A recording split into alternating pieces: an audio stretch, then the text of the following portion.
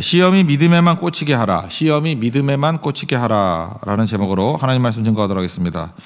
에베소서 마지막 부분인데 에베소서는 기도로 시작해서 기도로 마쳤다 그랬습니다. 그리고 에베소서는 3개의 큰 기도가 나오는데 사실은 뭐 3번 정도 부흥회를 한다 그러면 이 3가지 기도를 가지고 해도 좋은 부흥회가 될 수 있다고 생각을 합니다. 1장에는 깨달음의 은혜를 달라고 깨닫게 해달라고 기도고, 3장에서는 성숙을 위해서 기도하고 있고요. 그래서 깊이 넓이 뭐 이런 거 쭉 나오지 않습니까? 그리고 6장에서는 영적 전쟁에 관한 내용이 나와 있습니다. 이게 다 필요하다는 거예요. 특별히 영적 전쟁, 이 마지막 얘기인데 하나님의 전신갑주를 입으라. 그러니까 순서는 허리, 가슴, 발, 왼손, 머리, 오른손 이렇게 간다 그랬죠. 뭐 다 설명할 수 있죠. 근데 이 무장된 것만 가지고는 안 되죠. 힘이 없으면 아무것도 못 하잖아요. 자동차를 친다 그러면 아무리 벤츠를 할지라도 뭐 기름 없으면 못 가는 거 아닙니까? 아무리 좋은 뭐 스타일러를 받은 분이 있다 할지라도 전기가 없으면은 그거 뭐 무용지물이죠. 아무것도 아니죠. 그런 거 똑같은 거예요.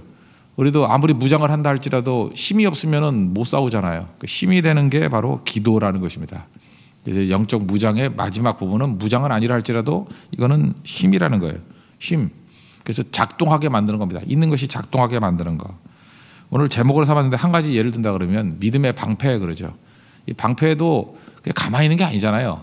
이 방패도 좀 움직이는 거 아닙니까? 그러니까 아카마이가 우리에게 불화살을 막 쏴댑니다. 그죠?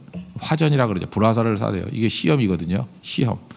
여러 가지 시험이 있을 때 시험에 와서 넘어지는 사람은 그 불화살이 몸에 꽂히는 거예요.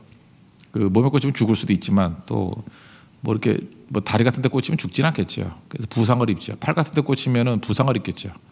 근데 아무리 불화살을 쏴도 아무 문제가 없는 것은 믿음의 방패만 꽂히면 되잖아요. 그 믿음이 그렇게 중요한 거라니까요. 모든 시험이 올 때마다 믿음으로 대응하면 믿음에 다 꽂혀버리잖아요. 그래서 아무 해를 받지 않는다는 것입니다. 그래서 믿음의 방패, 믿음이 너무너무 중요한데 이 믿음이 작동을 하고 믿음을 사용할 수 있을 때는 언제냐? 기도가 있을 때예요. 우리 예수님 맨날 그러잖아요. 뭐 말세에 믿음을 보겠느냐? 예수님 답답한 거예요. 믿음을 이란 방패를 주셨는데 사용을 안 하는 거예요. 맨날 염려하고 걱정하고 두려워하고. 우리도 믿음 주셨잖아요. 그래서 시험이 오면 믿음으로 딱 대응하면 이길 수 있는데 믿음에 꽂히면 되는데 믿음은 사용 안 하고 염려하잖아요. 믿음은 사용 안 하고 두려워하잖아요. 그러니까 백전백패죠. 예수님이 그 오병이어 기적 행하시고 난 다음에 살아가서 기도하시고 밑에 있는 제자들 한번 시험하신 거 아니에요? 풍랑이 임했잖아요. 그때 막 두려워 떨죠. 그때 예수님이 왜 이렇게 믿음이 없느냐, 믿음이 적은 자요 그러지 않습니까? 그때 예수님 원하신 게 뭐예요? 믿음의 방패 사용 왜 안 해? 그 얘기죠. 그냥 믿음 사용하면 이거 아무것도 아닌데 왜 믿음 사용 안 하고 왜 이렇게 어려워서 이렇게 떨고 있느냐? 우리에게 주시는 말씀이라고 생각을 합니다. 그러니까 기도는 예수님은 기도하셨고 제자들은 기도 안 했고 그 차이죠. 기도는 믿음의 방패를 활성화시키는 능력이 될 수 있다는 것입니다. 그러니까 여러분들 백날 아무거나 줘봐야 지금도 마찬가지예요. 많이 받아봐야 내가 돈이 많아요. 이것도 뭐 은사잖아요. 돈이 많아요. 근데 기도 안 하면 헛돼 있어요. 돈 때문에 고민만 생기지 그걸로 유익이 별로 없다니까요. 어떤 사람이 지식이 되게 많아요. 지식이 많아봐야 그걸로 교만해지지 기도 안 하면 그걸로 섬기는 데 사용이 안 된다니까요. 건강하게 봐요. 기도 안 해보세요. 삼손같이 죄 짓는 데 다 써버리죠. 그러니까 기도는 하나님께서 우리에게 주신 축복이 축복되게 하는 거예요. 그러니까 무조건 기도해야죠.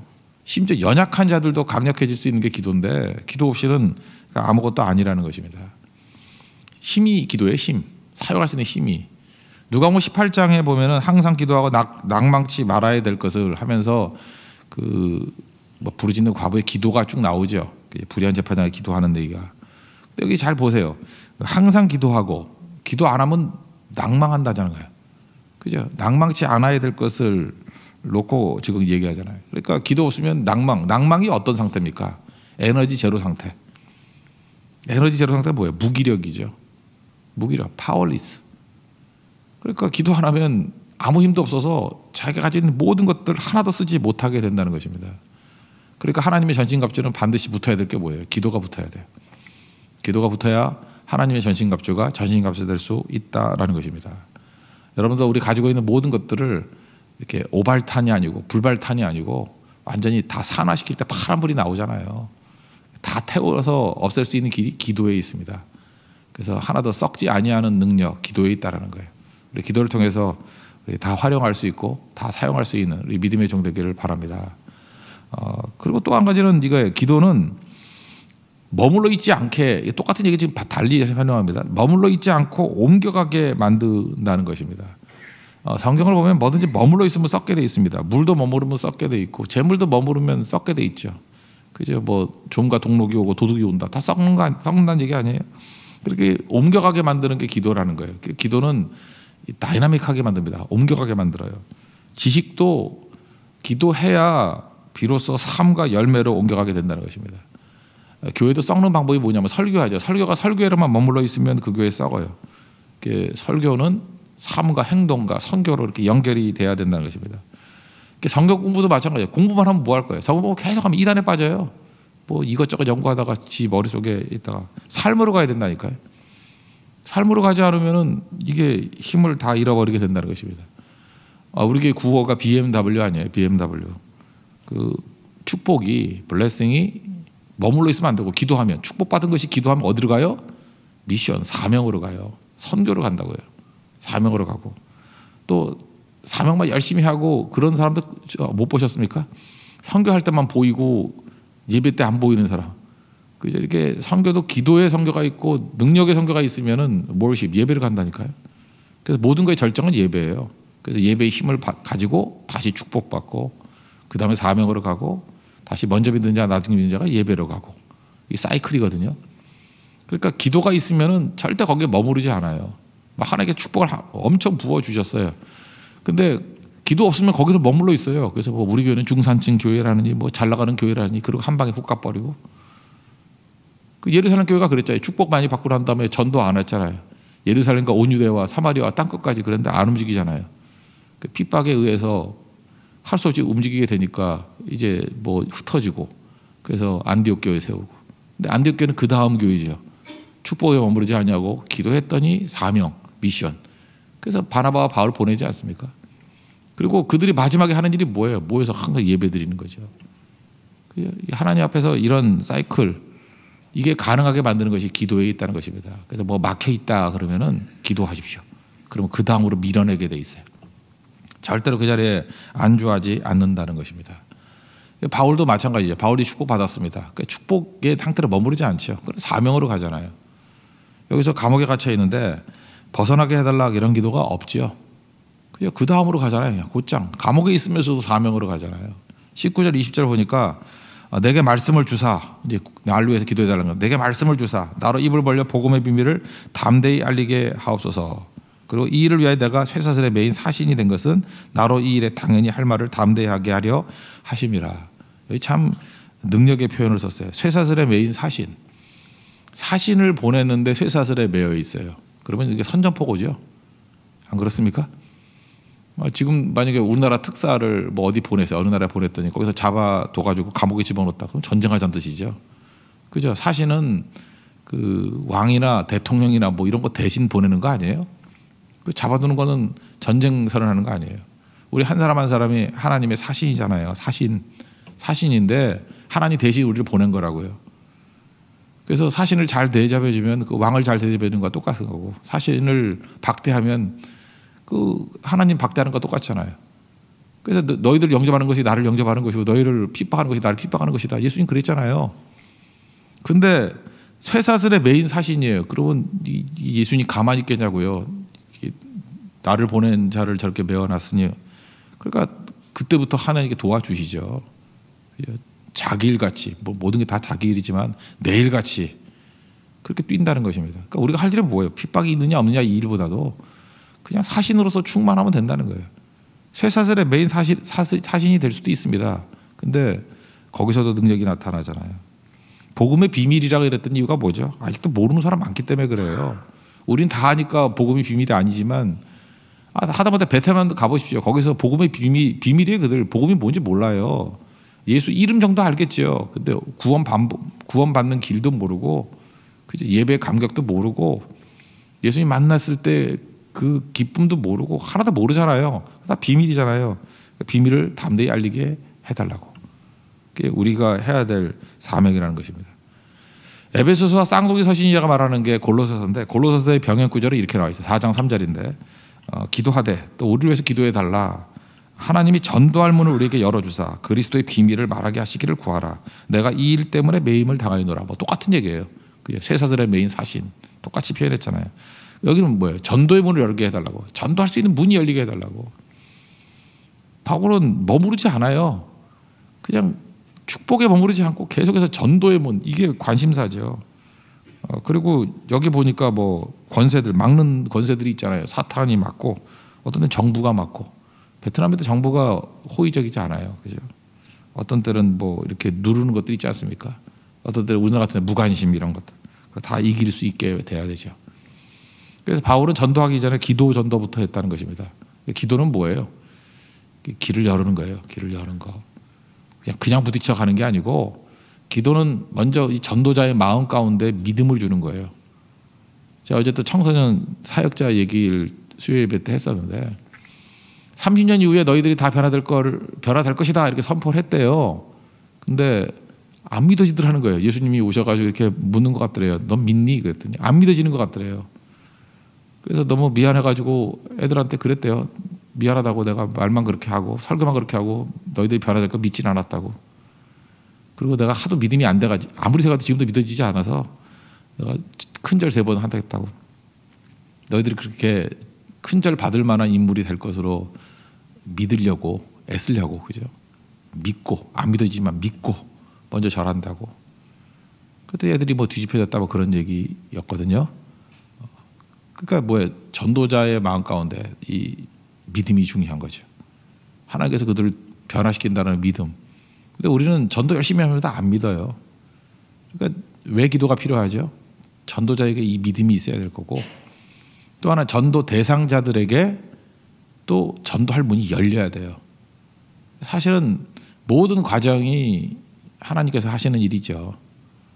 그러니까 기도는 활성화시킨다니까요. 전도자도 활성화시켜버리고 전도 대상자도 활성화시켜. 그리고 만남도 활성화시키고. 이게 액티베이트하게 된다니까요.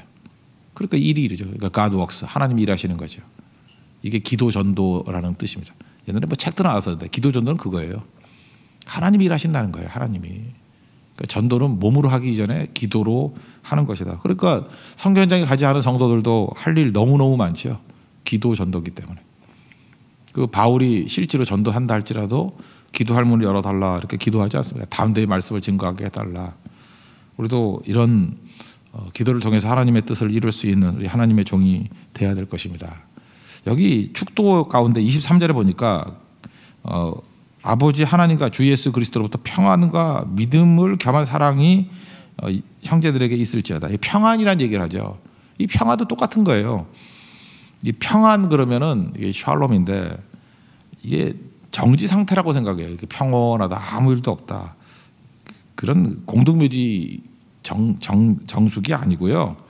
기능을 잘 발휘하는 거예요. 그러니까 원래 뜻은 팽이 돌다 그런 거예요. 팽이 팽 돌면은 제대로 돌면 소리가 안 나죠. 그러니까 그대로 정지된 것 같이 보이죠. 돌기 때문에 그런 거예요. 돌기 때문에. 비행기도 아무 소리도 안 나야 잘 날고 있는 거예요. 비행기가 막 흔들리면서 끼끼끼끼 소리 나면 여러분들 기도하셔야 돼요. 하늘 가는 밝은 길이 기도하셔야 돼요. 그 교회도 마찬가지예요. 교회도 기도하면요 평안이 임해요. 샬롬이 임하는데 무지 조용해요. 근데 그 조용한 게 죽은 조용함이 아니고 뭐 기가 막힌 일들이 이루어지는데 말이 하나도 없고 소리가 없어. 소리가. 그게 평안이에요. 기도할 때 평안이 임한 거예요. 가정도 마찬가지죠. 가정도 이게 평안하다는 건 뭐예요? 기능하고 있다는 거죠. 여러분 지금 뇌가 있다는 거 느껴지는 사람이 있습니까? 느껴지면 병난 거예요. 뭐 나는 이 머리 앞쪽이 분명히 있네. 그 편두통이에요. 뒤쪽이 있네. 되게 평안하다 그러면 있는지 없는지 몰라요. 여러분 위가 어디 있는지 아십니까? 아는 사람은 다 위궤양 걸린 사람이나 뭐 위염이 있거나 이런 사람이에요. 위가 어디 있는지 몰라요. 간이 어디 있는지 아세요? 지금 아무것도 모르길 원합니다. 몰라야 돼요. 모르면 그게 평안이에요. 근데 아는 사람들은 기가 막히게 알더라고. 뭐 이제 표현도 못하는 뭐 어디가 뭐 아프다느니 뭐 뒤쪽이 아픈 거 보니까 뭐라 그러더라 뭐 신장인가 담석인가 뭐 어쩌면 그렇게 무슨 의사도 아닌데 그렇게 장기 부위부위를 다 잘 아나. 다 아픈 사람들이에요. 평안함은요 못 느끼는 거예요. 지금 평안을 그 얘기를 하고 있습니다.